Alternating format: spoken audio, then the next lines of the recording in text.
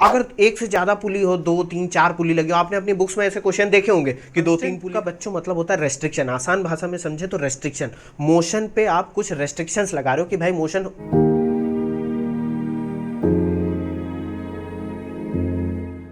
Hello बच्चों, welcome to lecture 27। हम लोग आज पढ़ने वाले हैं कंस्ट्रेंट इक्वेशन। अब कह दोगे सर ये क्या टॉपिक, अभी सब समझ जाओगे। इससे पहले बच्चों हम लोगों ने लास्ट वाले लेक्चर में वेरिएबल टेंशन पढ़ा था। अब मैं हर बार बोलता रहता हूँ देख लेना जाकर, भाई इच्छा हो तो देख लेना जाकर, अगर पढ़ाई सीरियसली करनी है, ठीक है।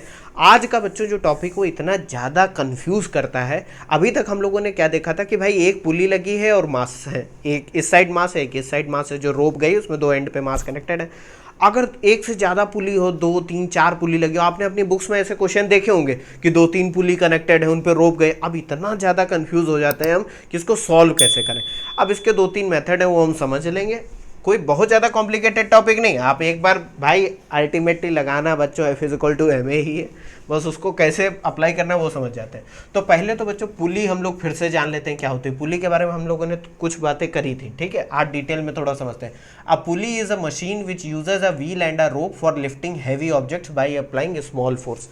भाई सिंपल सा भाषा में कह रहा है कि अगर मान लो एक ब्लॉक ये अटकी हुई है, ठीक है, मैं आपसे कह दूँ इसको उठाओ, तो इसको डायरेक्टली आप अगर उठाने चलोगे तो बहुत फोर्स लगानी पड़ेगी, हो सकता है ना उठा पाओ अगर ये हैवी है, ठीक है।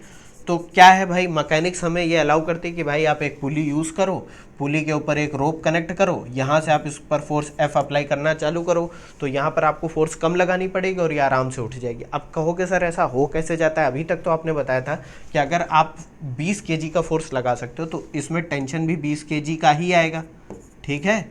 और तो ये मान लो 50 kg की तो कैसे उठ जाएगी भाई। देखो बच्चों, एक्चुअली में जो पुली होती है उसमें होता है फ्रिक्शन। हम लोगों ने तो फ्रिक्शन लेस माना था, उसमें होता है फ्रिक्शन। तो एक तो वो हेल्प करता है, अब कैसे हेल्प करता है वो सब हम लोग बाद में समझेंगे, ठीक है। दूसरा जो इस चैप्टर में हमको समझना है कि जनरली क्या होता है कि सिंगल पुली नहीं होती है, पुली सिस्टम्स होते हैं। जैसे कि मान लो यहाँ पर एक पुली ये कनेक्टेड है, दूसरी पुली ये कनेक्टेड है, एक पुली ये कनेक्टेड है और यहाँ पर फोर्स लग रही है F, और इस एंड पर ये मास आपका कनेक्टेड है जिसको आपको ऊपर उठाना है। तो देखो एक पुली हो गई ये, एक पुली हो गई ये, और एक पुली हो गई ये। कह दो कि सर ऐसा होता है क्या, यहाँ पर फोर्स लगाएंगे, ये रोटेट करेगी, ये रोटेट करेगी, ये रोटेट करेगी, आसानी से उठ जाएगा। इस पुली सिस्टम को कैसे सॉल्व करना है वो हम सब कुछ समझेंगे, ठीक है। तो पुली के बारे में आप जान के क्या होती है भाई पुली। अच्छा, पुली किस मटेरियल की बनी होती है। देखो बच्चों, मेटल की होती है, जैसे आयरन हो गया, और वुड की भी बनी होती है, ठीक है। उन सब पे नहीं जाएंगे, हमें मैकेनिक समझनी है, मटेरियल साइंस नहीं, ठीक है। अब बात आती है आज का जो टॉपिक है जिसका नाम ये कंस्ट्रेंट, कंस्ट्रेंट मोशन। तो बच्चों सबसे पहले तो कंस्ट्रेंट मोशन, ये जो इंग्लिश लिखी है इस पर हम लोग अभी आएंगे। पहले समझ लेते हैं कि कंस्ट्रेंट होता क्या है। कंस्ट्रेंट का बच्चों मतलब होता है रेस्ट्रिक्शन। आसान भाषा में समझे तो रेस्ट्रिक्शन, मोशन पे आप कुछ रेस्ट्रिक्शंस लगा रहे हो कि भाई मोशन ऐसा होगा तो ऐसा ही होगा, एक ऑब्जेक्ट का मोशन ऐसा होगा तो दूसरे का ऐसा। अब हम लोग जनरली जो सिस्टम पढ़ते हैं उसमें एक ऑब्जेक्ट तो होता नहीं, एक बॉडी तो होती नहीं, बहुत सारी बॉडीज कनेक्टेड होती हैं। इसका एक बहुत सिंपल भाषा में अगर आसानी से एग्जाम्पल देखें तो बच्चों मान लो जैसे कि एक टेबल है, ठीक है, और मैं आपसे कहूँ एक ब्लॉक है, एक ब्लॉक है जिसका मास m है।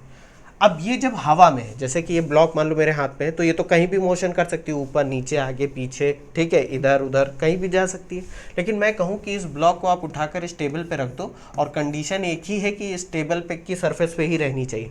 तो बच्चों देखो इसका मोशन सिर्फ अलोंग द टेबल ही तो हो पाएगा, टेबल की सरफेस के अलोंग ही तो हो पाएगा, ना ये नीचे जाएगी ना ऊपर जाएगी। तो ये रेस्ट्रिक्शन क्यों आया है, क्योंकि आपने इसको टेबल पे रखा और ऑब्जेक्ट अब एक नहीं अब दो है, एक ये है एक ये, टेबल है और मास। बात समझे, तो ये रेस्ट्रिक्शन आ गया। एक और डेली लाइफ का एग्जाम्पल देखें, आपके घर में डोर है, ठीक है, डोर, दरवाजे। अब अगर दरवाज़ा मान लो कनेक्टेड नहीं है, दीवार से कनेक्ट नहीं है, तो ये तो भाई एक पीस ऑफ ब्लॉक हो गया एक तरीके का, ठीक है, एक तरीके का प्लेट है। इसको आप कहीं भी इधर उधर घुमा सकते हो, आगे पीछे कर सकते हो। लेकिन क्या होता है कि एंड पे हिंज लगी होती हैं, हिंजेस होती हैं, ठीक है, ऐसे हिंजेस लगी होती।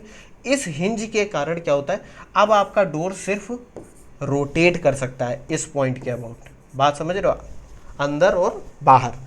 तो ये क्यों हुआ? क्योंकि आपने एक पॉइंट से इसका मोशन रेस्ट्रिक्ट कर दिया, आपने इसको एक वॉल से कनेक्ट कर दिया। तो हो क्या रहा है कि जब भी हम सिस्टम ऑफ ऑब्जेक्ट पढ़ते हैं, सिस्टम ऑफ मासेस पढ़ते हैं, बॉडीज पढ़ते हैं, तो एक ऑब्जेक्ट का मोशन दूसरे मोशन को अफेक्ट करता है। बात समझ रहे हो? इसी को सॉल्व करने के लिए हमें समझना पड़ेगा कि कंस्ट्रेंट इक्वेशन क्या होती है। तो पहले तो हम लोग यहाँ पर समझ लेते हैं कंस्ट्रेंट मोशन होता क्या है। द रेस्ट्रिक्शंस और opposition to the motion of any object caused by different factors like geometrical restriction। अब geometrical restriction क्या होता है वो अभी हम लोग समझ जाएंगे। which reduce its free movement are called constraint। यानी कि जो भी रेस्ट्रिक्शन हम इम्पोज करते हैं जो कि एक बॉडी की वजह से दूसरी बॉडी के मोशन पर आते हैं, उन्हें हम क्या बोलते हैं? Constraint. The type of motion which has constraints is called constraint motion. और उस टाइप के मोशन को जिसमें रेस्ट्रिक्शंस होते हैं उनको क्या बोलते हैं? Constraint motion. ठीक है, इतना आप समझ गए। अब ये दूसरी लाइन क्या लिखी हुई है? The equations showing the relation of motions of a system of bodies in which one motion is constrained by the other motions are called constraint relation, या इसको कंस्ट्रेंट इक्वेशंस भी बोल सकते हैं। कहोगे सर इसकी ज़रूरत क्यों पड़ेगी? कह रहा है कि भाई ऐसी इक्वेशन जो किसी एक ऑब्जेक्ट के मोशन को दूसरे ऑब्जेक्ट के मोशन से रिलेट करे उसे कंस्ट्रेंट इक्वेशन बोलते हैं। अब आप सबके दिमाग में ये सब आ रहा होगा, सर ये किस कॉन्टेक्स्ट में बातें हो रही हैं, आप बताना क्या चाह रहे हो? अभी वो सब समझ में आएगा, कंफ्यूज मत हो। इसको देखो एक बार।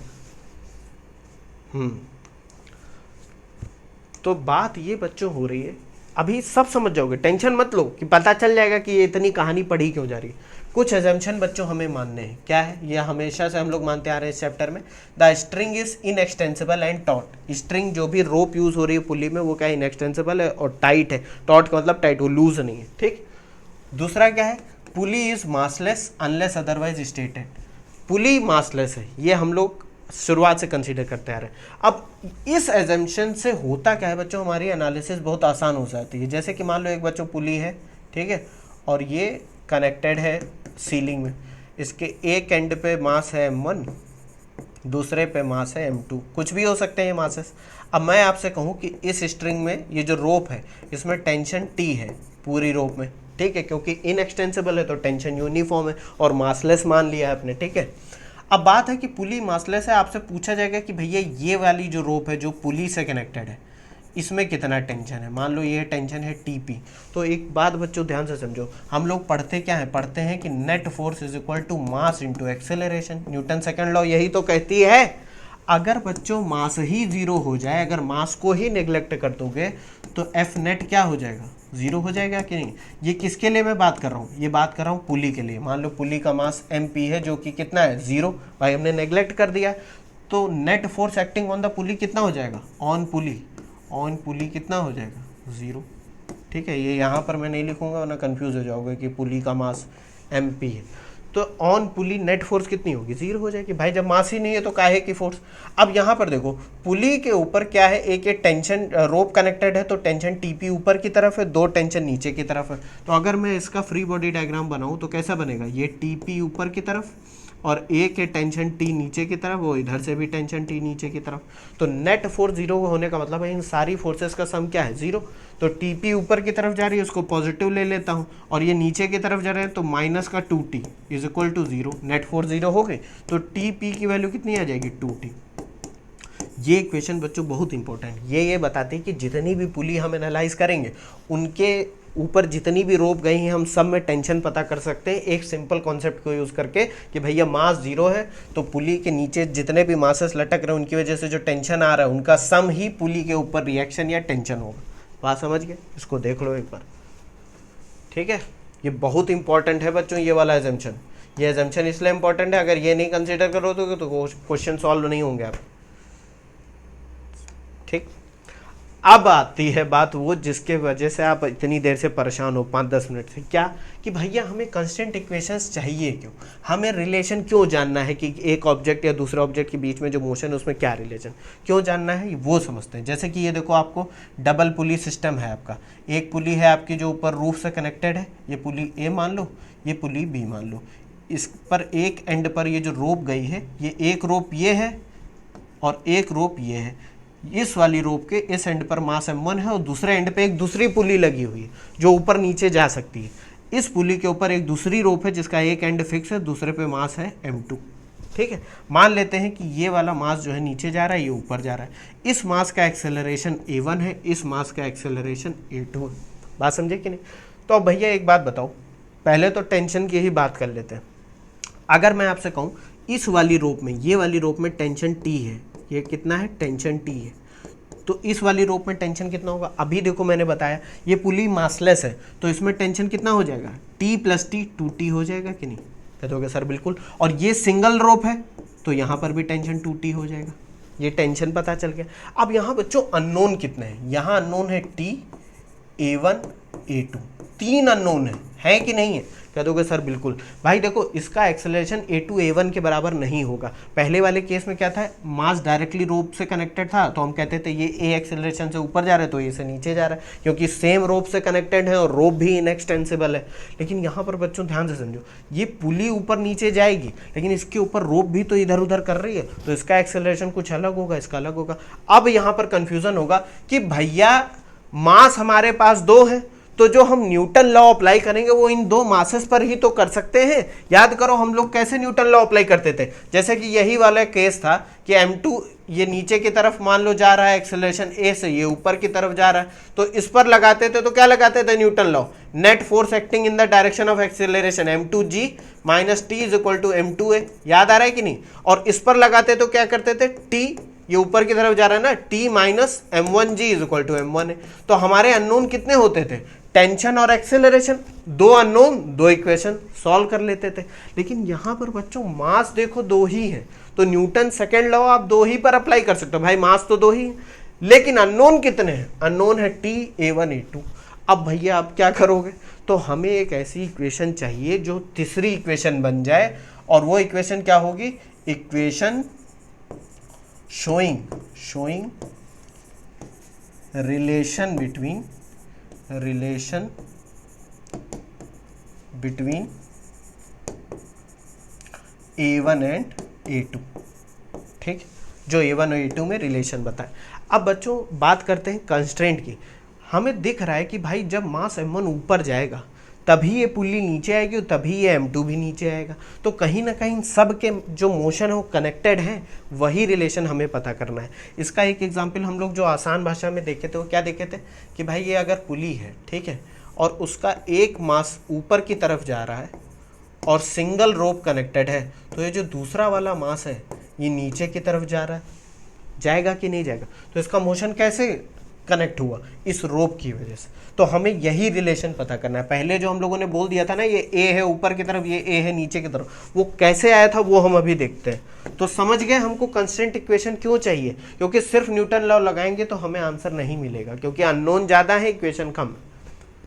ठीक, तो अब बात आती है करेंगे क्या। भाई ऐसे केसेस में कंस्टेंट इक्वेशन निकालने के 3 तरीके मैं आपको बताऊंगा। देखो बच्चों, तरीका आप अपने हिसाब से भी खोज सकते हो, जो आसान लगे जैसे भी, लेकिन क्योंकि कंफ्यूज बच्चे बहुत होते हैं इसलिए मैंने कंसोलिडेट कर दिया कि भाई 3 तरीके से सॉल्व कर सकते हो। पहला तरीका क्या है, writing constraint equations using configurational restrictions. अब कहोगे सर इतना भारी भरकम ये क्या नाम लिख दिया, अभी सब समझ में आ जाएगा जब मेथड समझेंगे। दूसरा क्या है, using average displacement of connected bodies. और तीसरा मेथड है ये इजीएस्ट एंड शॉर्टकट मेथड, इसका नाम मैंने नहीं लिखा है, वो अभी सब पता चल जाएगा कि क्यों इजीएस्ट और शॉर्टकट मेथड है। ठीक है, तो ये 3 मेथड है। इस लेक्चर में मेथड 1 को हम लोग समझ लेते हैं जल्दी से, बहुत आसान मेथड है, ऐसा कुछ कठिन नहीं है उसमें। पहले तो हम लोग जिस केस को जानते हैं उसी को एनालाइज करते हैं बाई मेथड 1, जिसको बोला जाता है कन्फिगरेशनल रेस्ट्रिक्शन।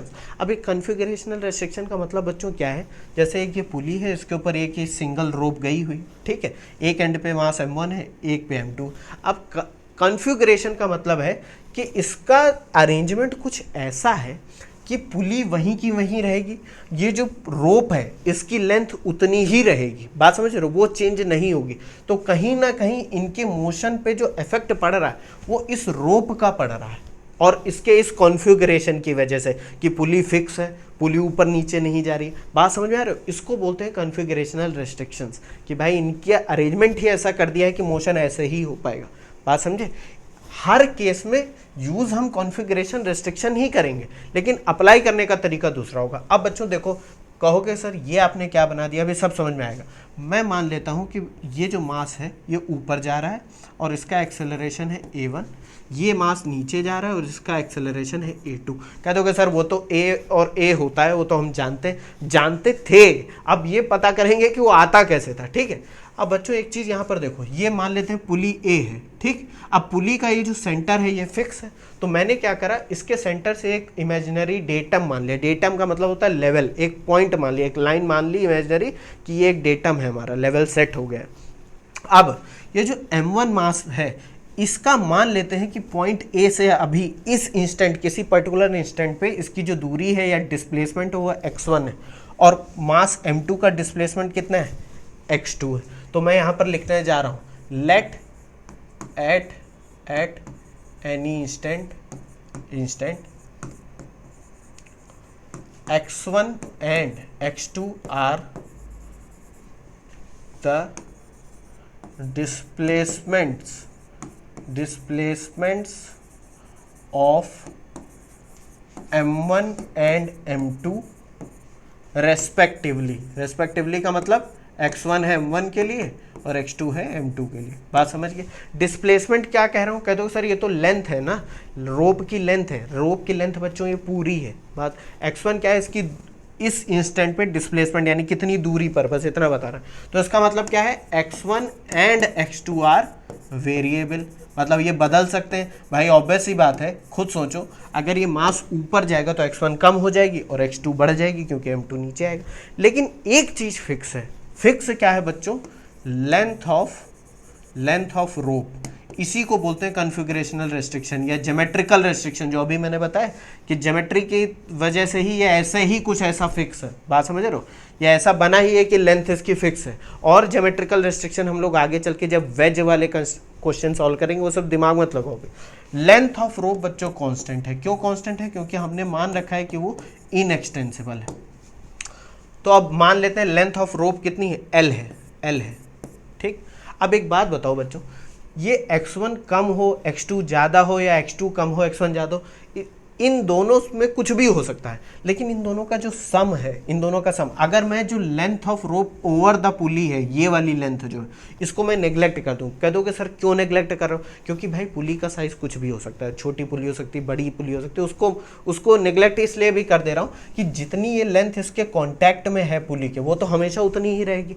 चेंज क्या हो रहा है, चेंज हो रहा है x1 और x2। तो अगर मैं इस लेंथ को नेग्लेक्ट कर दूं तो ये पता चलेगा कि x1 प्लस x2 वो क्या हो जाएगा, लेंथ ऑफ रोप के बराबर हो जाएगा कि नहीं। वो बढ़ेगा घटेगा उससे बाद में मतलब है, लेकिन क्या एक हमको रिलेशन मिला ड्यू टू कॉन्फ़िगरेशनल रेस्ट्रिक्शन, अभी मैं लिखने जा रहा हूं। ठीक है, तो मैं क्या लिखूंगा यहाँ पर लिखूंगा, लिखने जा रहा हूं कि length of rope over the pulley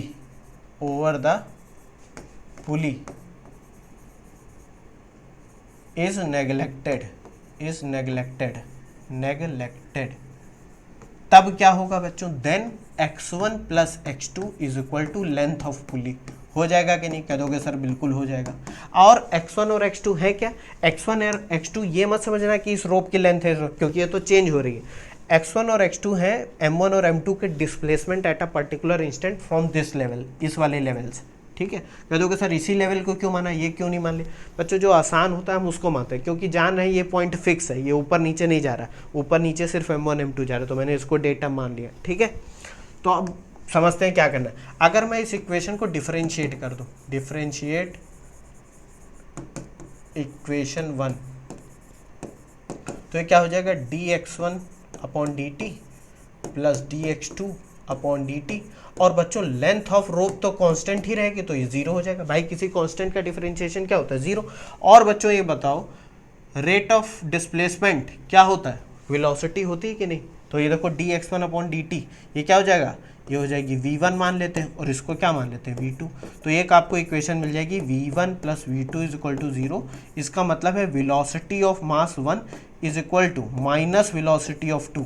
अब ये माइनस क्यों आया और ये इक्वल कैसे आ गया, इसका मतलब है कि magnitude of v1 is equal to magnitude of v2, यानी जिस वेलोसिटी से मास ऊपर जाएगा m1 उसी वेलोसिटी से मास m2 नीचे आएगा। ये माइनस साइन दिखा रहा है कि मास m1 अगर ऊपर जा रहा है तो m2 नीचे आएगा। सिर्फ हमेशा ये चीज़ ये नहीं दिखाता है, निगेटिव साइन ये दिखाता है, निगेटिव साइन शोज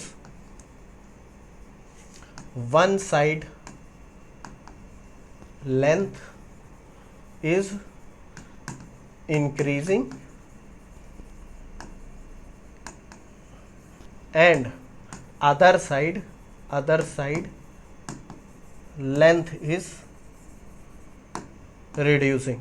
भाई नेगेटिव साइन ये दिखा रहा है कि एक साइड की लेंथ जो है बढ़ रही है और एक साइड की घट रही है। इसी केस में इस साइड की लेंथ बढ़ रही है और इस साइड की लेंथ जो है वो घट रही है। बस नेगेटिव साइन का इतना मतलब। कह दोगे सर ये तो समझ में आ गया, अगर मैं इस इक्वेशन सेकंड को फिर से डिफरेंशिएट कर दूं तब क्या होगा? इसको देख लिया, डिफरेंशिएटिंग इक्वेशन सेकंड, तो इक्वेशन सेकंड को फिर से डिफरेंशिएट कर दो, dv1 upon dt plus dv2 upon dt। Rate of change of velocity बच्चों क्या होगा? Rate of change of velocity होता है एक्सेलरेशन, तो a1 plus a2 is equal to 0। यहाँ से पता चला कि acceleration of 1 is equal to minus acceleration of 2। आ गया कि नहीं?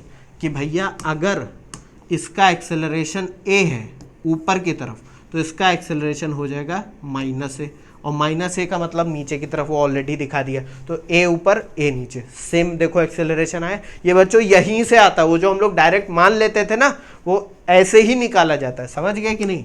अब आपको मज़ा आ रहा होगा कि हाँ ये चीज़ समझ। इससे क्या पता चलता है कि magnitude of a1 is equal to magnitude of a2। Minus sign मैंने हटा दिया, मान लेते हैं a है, ठीक है। ये देखो बच्चों, इसी को कांस्टेंट इक्वेशन बोलते हैं। क्या हमने पता करा? हमने एक रिलेशन निकाल लिया। किसमें रिलेशन निकाला? रिलेशन निकाला हमने वेलोसिटी में कि भैया एक की वेलोसिटी दूसरे के बराबर है, एक ऊपर है तो दूसरी नीचे है, और एक्सेलरेशन में भी रिलेशन निकाल लिया। इसी को बच्चों कांस्टेंट इक्वेशन बोलते हैं। और यहाँ पर ऐसा क्यों हो गया? क्योंकि इसका कॉन्फ़िगरेशन हमने यूज़ करा कि भैया लेंथ ऑफ रोप कांस्टेंट है। इसको देख लो एक बार। कह दोगे सर वाह समझ में आ गया। कह दो सर ये तो हम लोग सॉल्व कर ही लेते थे, दो मास है, दो इक्वेशन मिलती थी। ये तो मैंने बच्चों समझाने के लिए बताया कि कैसे वो ए और ए कांस्टेंट आ जाते थे, दोनों साइड के सेम आ जाते थे, ठीक है। अब बात आती है थोड़ा भयानक चीज़ सॉल्व करते। कहते हो सर ये क्या है? अब यहाँ देखो, यही सब क्वेश्चन देख के दिमाग चकरा जाता है कि भैया यहाँ तो 3 पुली लगी हुई। एक बच्चों देखो, एक ब्लॉक है M1, ठीक है, इस पर एक रोप कनेक्टेड है, वो एक पुली पर जा रही है, ठीक है। इस पुली के एंड वाले जो रोप है वो दूसरी पुली से कनेक्टेड है, और इसके ऊपर जो रोप गई है वो भी इस मास से कनेक्टेड है, और दूसरा एंड एक तीसरी पुली से कनेक्टेड है, उसके ऊपर रोप गई है वो भी इस मास से कनेक्टेड है, और अदर एंड पे मास M2 है। अब मैं आपसे कहूँ कि लेट सपोज कि ये M2 जो है नीचे जा रहा है, इसका एक्सेलरेशन a2 है, ठीक है, और ये जो M1 है ये ऊपर जा रहा है, ठीक। अब मैं आपसे कहूँ कि भैया बताओ, टेंशन बताओ, एक्सेलरेशन बताओ, सब कुछ पूछने लगूँ आपसे, तो सबसे पहले तो कंफ्यूज ये मत होना, सबसे पहले तो टेंशन देख लिया करो, टेंशन में रिलेशन कितना है। देखो बच्चों, अगर मैं यहाँ पर टेंशन T मान लूँ, टेंशन मान लेता हूँ T, ठीक है। मैं बार बार बच्चों ये दोनों एरो नहीं दिखा रहा हूँ, ठीक है, आप समझ जाना। चलो दिखाई देता हूँ। इस रोप में टेंशन T ही होगा, पूरी रोप सिंगल रोप है क्योंकि ये पुली मासलेस है, रोप इनएक्सटेंसिबल। अब ये पुली मासलेस है तो यहाँ टेंशन कितना हो जाएगा? अभी हमने जाना कितना हो जाएगा, 2T हो जाएगा कि नहीं? कह दोगे सर बिल्कुल। ये 2T तो ये कितना हो जाएगा? ये 4T हो जाएगा कि नहीं? तो भैया टेंशन वाला जो रिलेशन है वो सब हमको पता चल गया। पता हमें क्या करना है? पता करना है A1 A2 और टेंशन T। तो इस केस में बच्चों हमें क्या पता करना है? Tension A1 A2।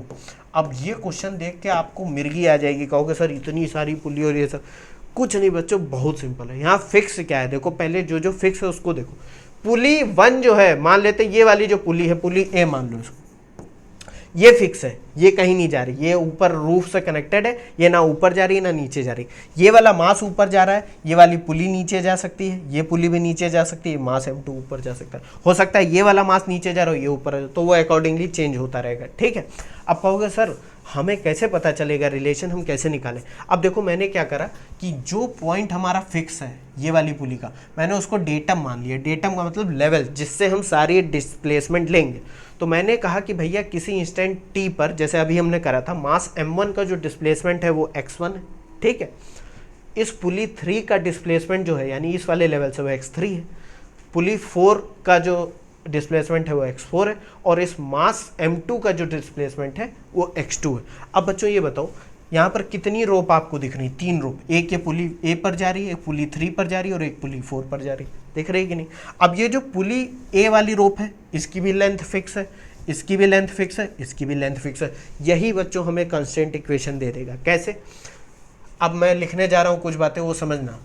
Length of रोप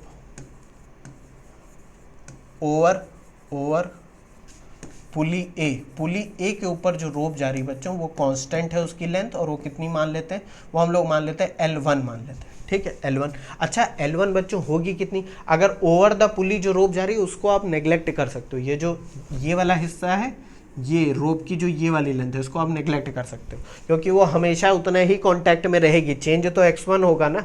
अब देखो, आप ये लिख सकते हो x1 प्लस x3, इतना लिख सकते हो कि नहीं? कह दोगे सर बिल्कुल लिख सकते हैं। तो लेंथ कितनी हो जाएगी? x1 plus x3 is equal to L1 हो जाएगी कि नहीं? तो ये हो गई इक्वेशन 1। बात समझ गए? उसी तरह से फॉर पुली 3 हम लोग लिख लेते हैं।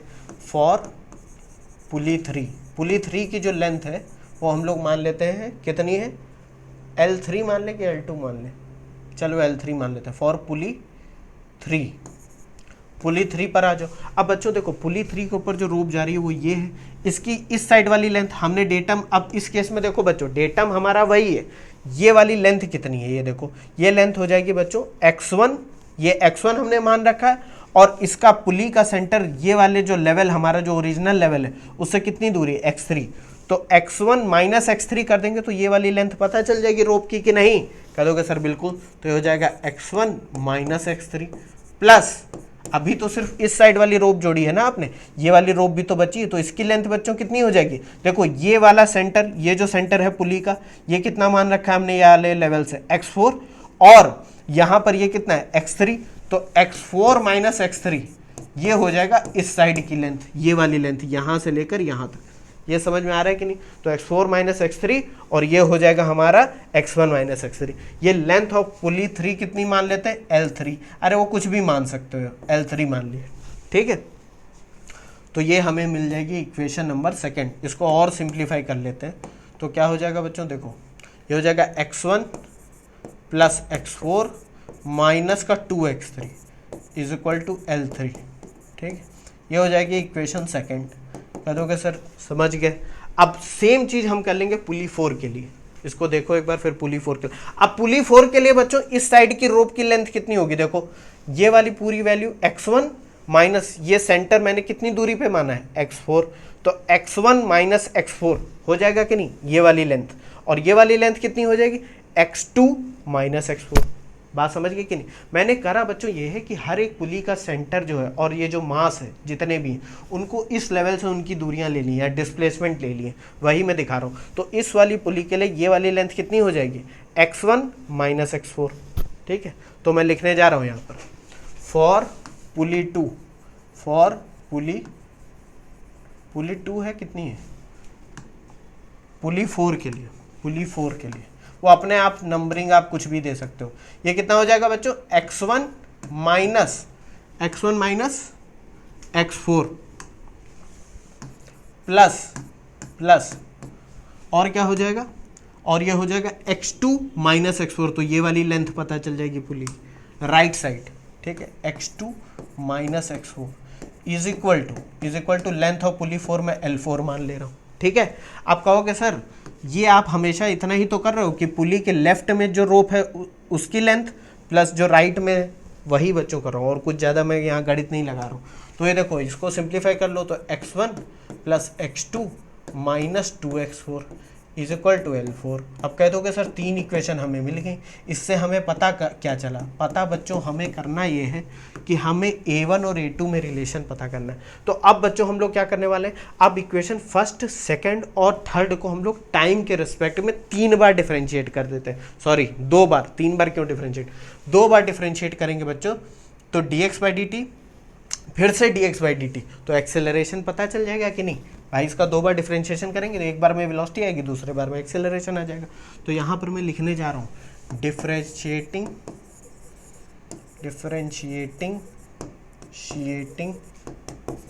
Equation first, second and third 2 times, 2 बार बच्चों डिफरेंशिएट करना है, ठीक है।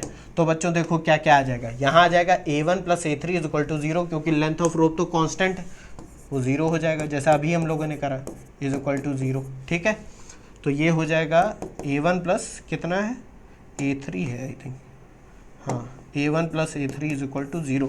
तो यहाँ से बच्चों हमें a3 मिल जाएगा, कितना मिल जाएगा, माइनस का a1, इसको मान लेते हैं इक्वेशन 4, ठीक। और क्या है देखो बच्चों यहाँ पर, और है a1 plus a4 minus 2a3, तो ये क्या हो जाएगा, यहाँ पर लिखता हूँ मैं, यहाँ पर लिख रहा हूँ, पहले इसको देख लो, नेक्स्ट पेज पर जाते हैं। समझ में आ रहा है कि नहीं, क्या दोगे सर समझ में तो आ रहा है, लेकिन अभी तक पता नहीं चला हम रिलेशन कैसे पता करेंगे, अभी सब पता चल जाएगा, टेंशन मत लो। यहाँ से देखो पूरा, तो अब हम लोग इक्वेशन सेकंड को फिर से डिफरेंशिएट करते हैं 2 बार, तो a1 plus a4 minus 2a3, यही तो हो जाएगा। तो क्या हो जाएगा, a1 plus a4 minus 2a3 is equal to 0 बच्चों। और सिंस a3 अभी हमने निकाला, a3 कितना आ चुका है, a3 a1 के टर्म में आ चुका है माइनस का a1, a3 is equal to minus का a1 है, वो इस इक्वेशन में पुट कर दो।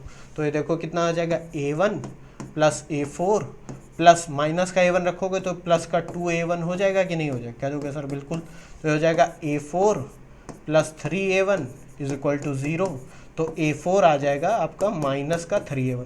बच्चों अब आपको समझ में कुछ कुछ आ रहा होगा कि मैं क्यों सब कुछ a1 और a2 के टर्म में निकालना चाहता हूँ। ये इक्वेशन आपकी आ गई इक्वेशन 5, ठीक है।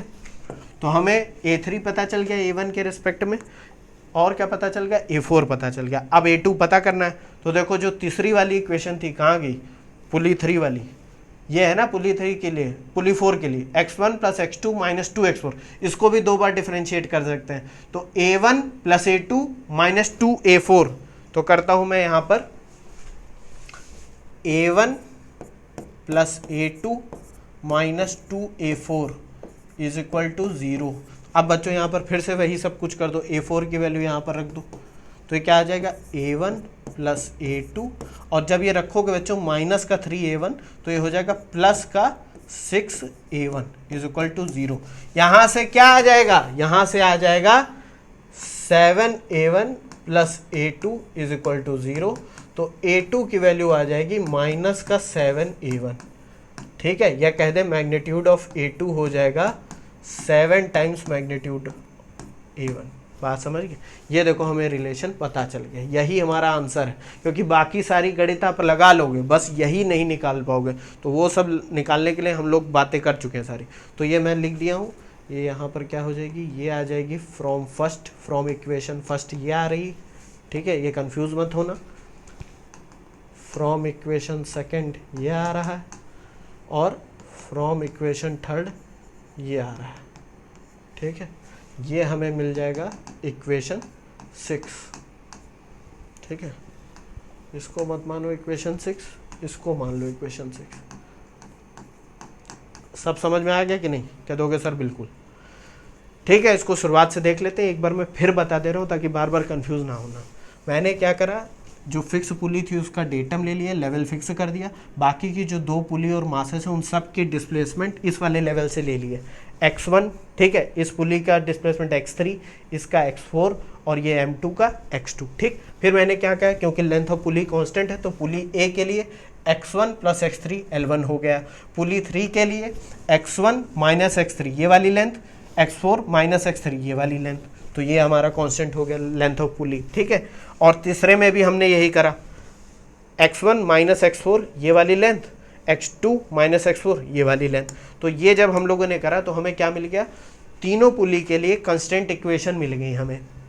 फिर हमने इन तीनों इक्वेशंस को सॉल्व कर लिया और a1 और a2 को एक दूसरे के टर्म में लिख दिया, ठीक है। इसको हम लोगों ने डिफरेंशिएट भी करा, ठीक है। तो पहले वाले को डिफरेंशिएट करा तो फ्रॉम 1 ये वाला रिलेशन आ गया, a3 is equal to minus a1, दूसरे वाली को डिफ्रेंशिएट करा तो एक रिलेशन आ गया A3 इजक्वल टू -A1, इसमें रखने के बाद क्या आ गया relation A4 equal to -3A1, ठीक है।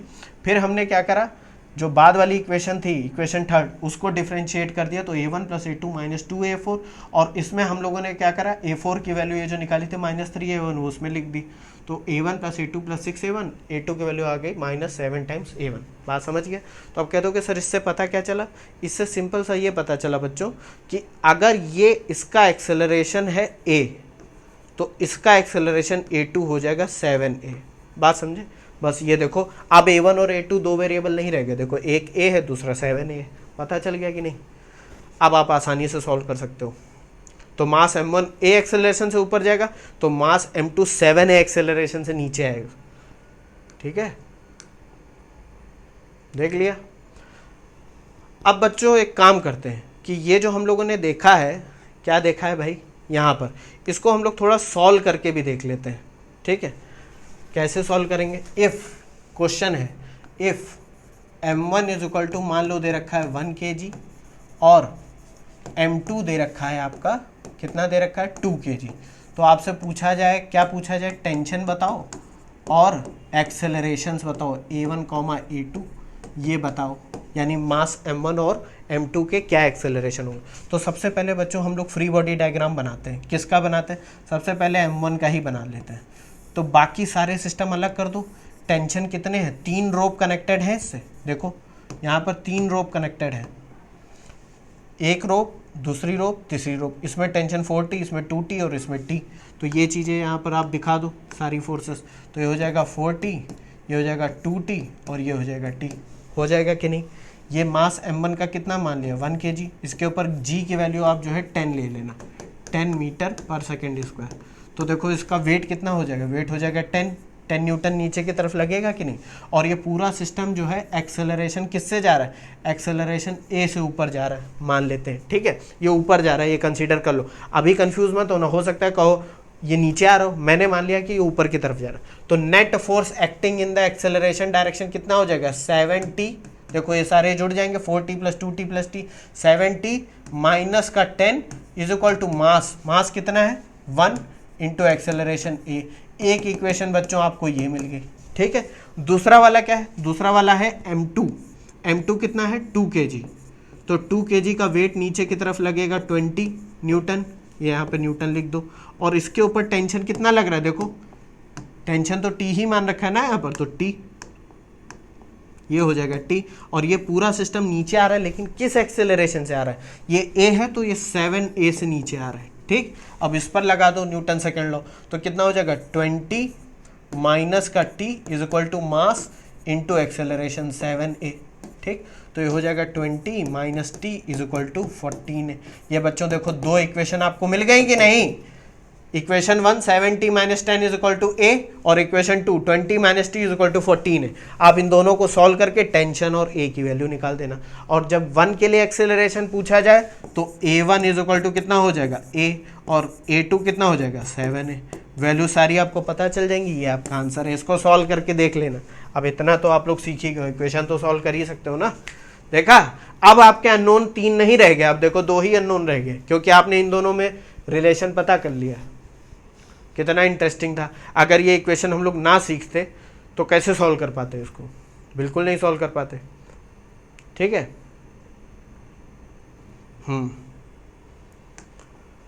एक ये बच्चों एग्जाम्पल 3 है, ये आपके लिए होमवर्क है, ठीक है। इसको मैं नेक्स्ट वीडियो में आपको बताऊंगा। फिर से वही, हमें देखो मैंने तुम्हारी आसानी के लिए क्या कर दिया है, ये सारे डिस्प्लेसमेंट पहले से बता दिए। यहाँ पर क्या सिस्टम है, एक पुली है, इस पुली को मान लेते हैं A है, ये कनेक्टेड है सीलिंग से, इसके ऊपर रोप गई है, एक मास M1 है।